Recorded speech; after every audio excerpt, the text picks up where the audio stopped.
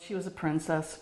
I have picture. I think you'll see the pictures that I sent you of her. She, the baby of the family. Margaret Johns tells me her sister, Teresa, came to live with her in Tampa, Florida back in 1980, the same year Teresa went missing at the age of 17. Margaret was actually the one to file a missing person report. Between me and my brother, we just kept searching for her. Maybe she was going to turn up. For decades, her and her family continued to search for Teresa. It's like thinking you see somebody or thinking somebody might be her. And as Margaret sat down with me, she talked about last year when she found out from detectives that her sister's remains were found at a Spring Hill home that once belonged to a serial killer, Billy Mansfield Jr. And I guess two of the favorite things that he used to do would be to drive up and down I-75 between Spring Hill and Tampa and pick up maybe somebody who was hitchhiking, or the other thing that he would do, he'd stalk people at the malls.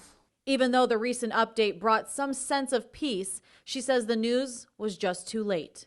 Their father became an Alaskan state trooper and was in law enforcement for over 30 years and looked for his daughter every day and wasn't able to find her. Meanwhile, nobody knew. Obviously, she was buried in a hole in Hernando County, Florida, since 1980.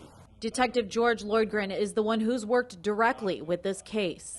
It's like a double-edged sword. It's sad in the sense that you're giving somebody the sad news that their loved one is deceased, but it's positive and happy for me because I'm instrumental in bringing her home, and bringing her sister home to her. I know they have these little things that they can make up little baubles, you know, to put ashes in on people. I was going to do that because she used to love horses.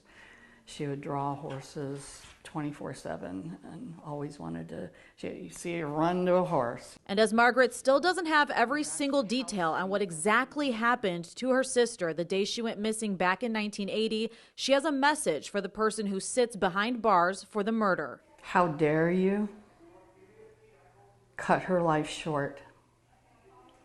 How dare you? Who do you think you are doing that? The women are haunting him. Well, I hope they do. I hope they haunt you to your grave and beyond. I just don't have any